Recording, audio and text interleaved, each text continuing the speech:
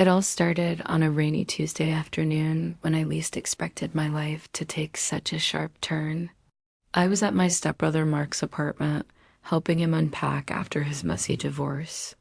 We'd never been particularly close. He was my father's stepson from a previous marriage, and we'd only seen each other at family gatherings over the years. But when he called, sounding broken and alone, I couldn't say no. The air between us was heavy with unspoken tension as I folded his clothes, my fingers brushing against the fabric of his shirts, wondering how different his life was from mine. My marriage to David had grown stale over the years, the passion replaced by routine, and being around Mark, his intense gaze, the way his muscles flexed as he lifted boxes stirred something in me I hadn't felt in years. He caught me staring, and instead of looking away, he held my gaze, a slow smirk playing on his lips. "You've always been the prettiest one in the family," he said, his voice low. The words sent a shiver down my spine, and I laughed nervously, trying to brush it off, but the seed was planted. Later, as we shared a bottle of wine, the conversation turned intimate. He confessed how lonely he'd been, how touch-starved, and before I knew it, his hand was on my thigh, his thumb tracing circles that made my breath hitch. "We shouldn't," I whispered, but my body betrayed me, leaning into his touch. "Why not?" He murmured, his lips dangerously close to my ear. "We're not related by blood, and no one has to know." The next thing I knew, his mouth was on mine, hot and demanding, and I melted into him, the guilt drowned out by the sheer thrill of it. His hands were everywhere, pulling at my clothes, exploring me with a hunger that made me forget my own name. The way he kissed me, like he'd been waiting years for this, was intoxicating. We didn't make it to the bedroom. He pushed me onto the couch, his body pressing into mine, and I gasped as he slid inside me, the sensation so overwhelming I could barely think. Every thrust was a delicious sign. His whispers filthy and perfect in my ear.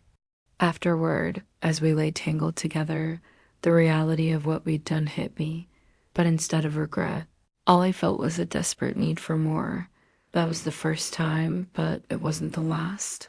We began meeting in secret, stealing moments whenever we could: hotel rooms, his car, even my house when David was away. Each encounter was more reckless than the last, the risk only fueling our desire. Mark knew exactly how to touch me, how to make me forget everything but the way he made me feel. I'd never been so alive, so wanted, but as the weeks passed, the guilt crept in. David, oblivious, would kiss me good morning, and I'd force a smile, my stomach twisting with shame. Yet every time Mark texted, I found myself rushing to him, unable to resist. The affair became an addiction, a double life I couldn't escape. Then came the day Mark dropped the bomb. He was moving away for a new job. The thought of losing him shattered me, but deep down, I knew it was for the best.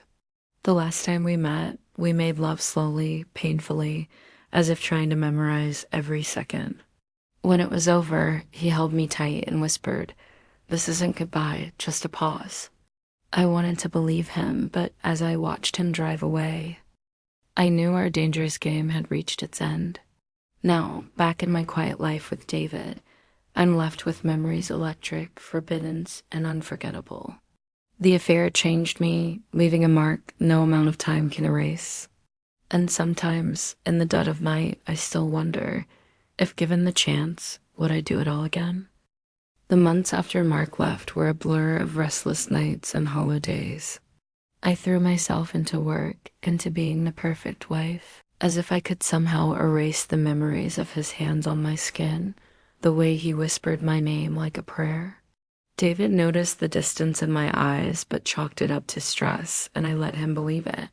Then, one evening, my phone buzzed with a message from an unknown number, just 3 words: "I miss you." My heart stopped. I knew it was him. I shouldn't have replied. But my fingers moved on their own, typing back before I could think, "Where are you?" His response came instantly, "Back in town, just for tonight." I told David I was meeting an old friend for drinks, my pulse racing as I lied straight to his face. The bar was dimly lit, half empty, and there Mark sat in a corner booth, his eyes locking onto mine the second I walked in.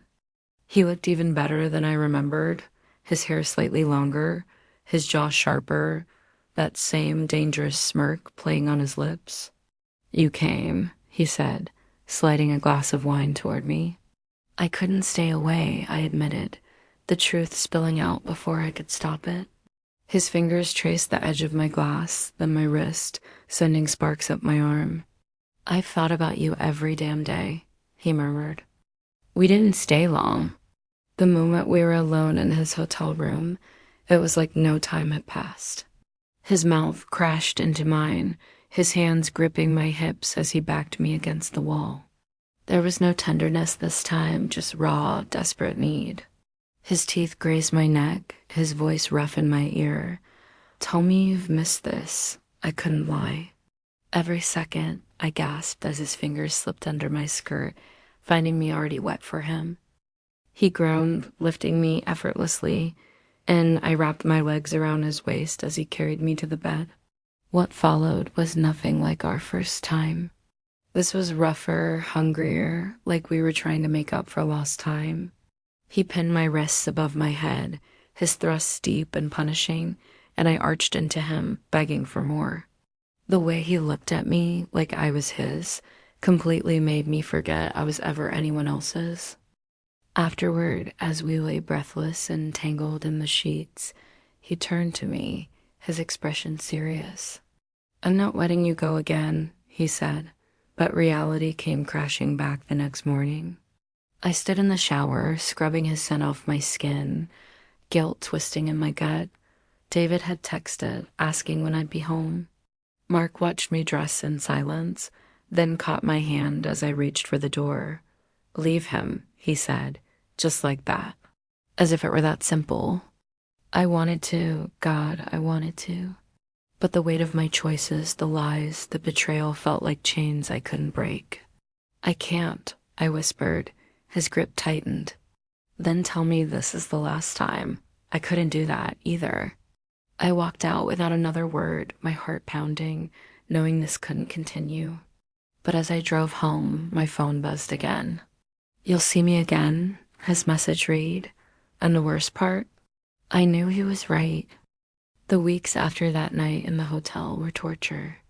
Every time David touched me, I flinched, my skin still remembering Mark's hands. Every time my phone buzzed, my stomach twisted. Was it him? Would I have the strength to ignore it this time? I didn't. He texted again, this time a photo just his hand wrapped around a whiskey glass, his thumb brushing the rim in a way that made my breath catch. "Remember how this feels?" The caption read, I shouldn't have replied, but I did. "Stop." His response was instant. "You don't mean that." And damn him, he was right. We started meeting again, not often, just enough to keep the fire burning. A quick lunch where his foot slid up my calf under the table. A chance run-in at the grocery store, his cart bumping into mine as his fingers accidentally brushed my hip. Innocent to anyone watching, but we knew.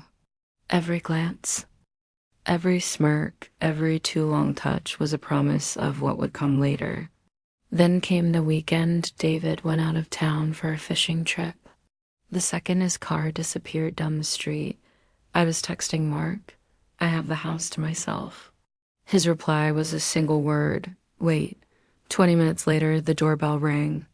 I barely got it open before he was on me, his mouth hot and demanding, his hands already pulling at my clothes. We didn't make it past the foyer. He lifted me onto the entryway table, knocking over a vase in the process, but neither of us cared. The way he looked at me, like I was something to be devoured, made me forget everything but the feel of him. Afterward, as we lay tangled on the couch, he traced idle patterns on my bare shoulder. "You should leave him," he said again, quieter this time. I closed my eyes. "It's not that simple." He sat up, his expression unreadable. "Then what are we doing, Emily?" I didn't have an answer. The sound of a car pulling into the driveway sent us both scrambling. Shit, that's not David, is it? Mark hissed, grabbing his pants. My heart stopped. No, David wasn't due back until Sunday. But the engine cut off and footsteps approached the door. I shoved Mark toward the back exit just as the knob turned. It was my sister Sarah holding a bag of takeout. Hey, I brought. Her eyes flicked at the overturned vase, the rumpled couch, then back to me, my hair a mess. My shirt buttoned wrong. Her smile faded. Oh, the silence was suffocating. Mark was gone, but the damage was done. Sarah set the food down slowly. Does David know? She asked quietly. I opened my mouth, but no words came out. Her expression hardened. You need to figure out what you want, Emily, before you lose everything. She left without another word. I stood there, the weight of my choices pressing down on me. Mark texted an hour later. You okay? I didn't reply. For the first time, I didn't know what to say. The silence from Sarah was worse than any confrontation. Days passed without a word, and every time my phone lit up with her name, my stomach dropped. Would this be the moment she told David? I started waking up in a cold sweat, imagining him finding out, the disgust in his eyes, the way his voice would crack when he asked how long. Mark, of course, had no such hesitation. He texted daily, sometimes sweet, sometimes filthy, always persistent. You can't ghost me, Emily, not after what we've done. I wanted to hate him for it. But when he showed up unannounced at my favorite coffee shop one rainy Thursday, his jacket damp from the storm, all I felt was that familiar pull. He slid into the seat across from me, his knee pressing against mine under the table. You look tired, he murmured, brushing a strand of hair behind my ear. I should have pulled away. Instead, I leaned into his touch. Sarah knows, I whispered, his fingers stilled. And nothing yet, but she knows, Mark. He exhaled sharply, then surprised me by laughing. So what? She's not going to tell him. The arrogance in his voice should have infuriated me. Instead, it was weirdly comforting. He cupped my face, forcing me to meet his gaze. Listen to me. You're not happy with him. You haven't been happy for years. Stop pretending this is just about sex. I opened my mouth to argue, but the words died in my throat. Because he was right. That night, as David snored beside me, I finally let myself admit the truth. I didn't just want Mark. I craved the way he made me feel alive, desired, seen in a way David hadn't made me feel in a decade. The realization terrified me. The next morning, Sarah's name flashed on my screen. We need to talk alone. When I arrived at her apartment, she didn't mince words. You're going to break David's heart, she said, arms crossed. I flinched. I know. Do you? Because right now, you're just being selfish. The accusation stung. It's not that simple. Bullshit, she snapped. Either leave him or stop seeing Mark. But this limbo, it's cruel. I left her place shaking, my phone buzzing with another text from Mark. Come over, let me fix this. For the first time, I hesitated. Then I typed out a reply, not today. His response was immediate. Running away again? The taunt hit its mark. My fingers hovered over the keyboard, torn between guilt and desire until a new message popped up. From David. Hi, love. Surprise coming home early. Miss you. The screen blurred as my vision swam. I stood on the sidewalk, two paths stretching before me, each more terrifying than the last. The moment I saw David's text, time seemed to freeze. My fingers trembled as I typed out a reply, something generic, something normal, while my mind raced. He wasn't supposed to be back until tomorrow. Did he suspect something? Had Sarah said anything after all? Mark's follow-up text buzzed in my hand. Don't overthink it, just come over. For a heartbeat, I actually considered it showing up at his place, letting him distract me from the storm brewing in my chest. But then I pictured David walking into an empty house, his smile fading when he realized I wasn't there. The guilt was a physical weight. I ignored Mark's message and drove home in a daze, rehearsing excuses in my head.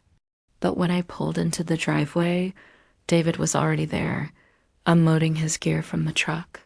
He grinned when he saw me, that easy. Familiar smile that used to make my stomach flutter. "Missed you," he said, pulling me into a hug. His scent pine and faint sweat was so him that for a second I forgot to breathe. That night over takeout, he talked animatedly about his trip, the fish he'd caught, the peace of being out on the water.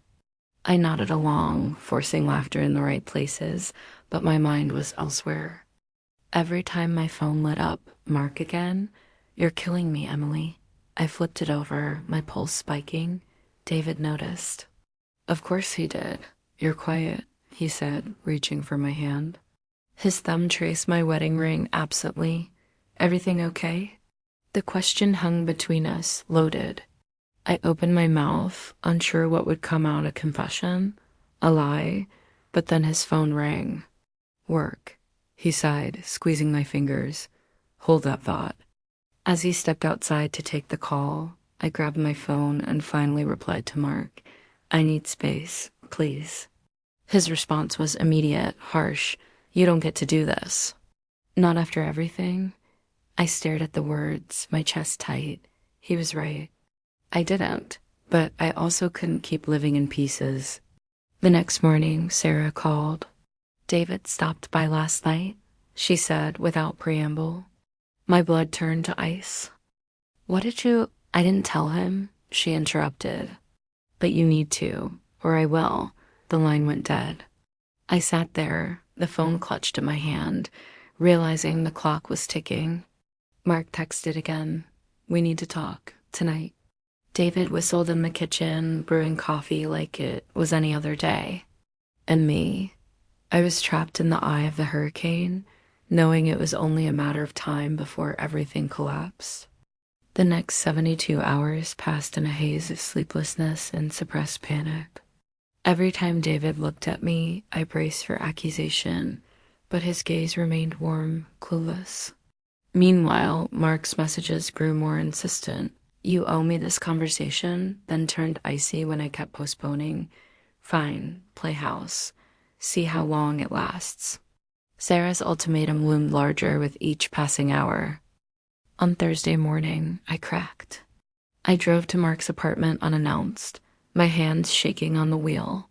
He answered the door shirtless, his expression shifting from surprise to smug satisfaction. "Knew you'd come," he murmured, stepping aside to let me in. The air between us crackled with tension, anger, desire, something dangerously close to hate. "You need to stop," I said, my voice steadier than I felt. "The text, the demands, it's over." He laughed, low and humorless. "Bullshit. You don't get to end things because you're scared." He advanced, backing me against the wall, his hands caging me in. "Tell me you don't want this," he challenged, his breath hot on my neck. I should have lied. Instead, I kissed him hard, punishing, like I could exorcise my demons through sheer physicality. He responded in kind, our coupling more battle than lovemaking, teeth and nails and choked back words. Afterward, as we lay gasping in his tangled sheets, reality came crashing back. "This can't happen again," I said, staring at the ceiling. Mark propped himself up on one elbow, his gaze unnervingly steady. "Then why'd you come today?" The question hung between us, damning. I had no answer. When I returned home, David was waiting at the kitchen table, 2 glasses of wine poured. My stomach dropped. "We need to talk," he said quietly. For one heart-stopping moment, I thought he knew. Then he slid a brochure toward me, a couple's retreat in the mountains. "I think we need this," he admitted, rubbing his wedding ring absently. "We've been disconnected lately." The irony was almost funny. Here was my husband, fighting for us, while I'd been systematically tearing us apart. I took the brochure with numb fingers, the glossy paper sticking to my palms. I'll think about it, I whispered. That night, as David slept, I crept into the bathroom and texted Sarah, I'm ending it with Mark. Her reply came instantly, prove it. Outside, thunder rumbled, the first warning of a storm rolling in. The storm broke at midnight torrential rain, hammering the roof as I sat cross-legged on our bedroom floor, David's steady breathing the only sound besides the thunder. My phone glowed in my hands, open to a draft message to Mark. This ends now. Never contact me again. My thumb hovered over send. One tap, and the chain would snap. But then a vibration. His name flashed up with a new text, like he'd sensed my hesitation. You'll be back. You always come back. Something in me shattered. I deleted the draft, blocked his number. Deleted every photo, every thread, every digital tether between us. It felt like carving out a piece of my own flesh, but for the first time in months, I could breathe. The next morning, I booked the couple's retreat. When I told David, his smile lit up his whole face, the way it used to when we were newlyweds, before mortgages and monotony. That night, as we slow danced in the kitchen to some old song on the radio, his palm warm against the small of my back, I let myself truly feel it.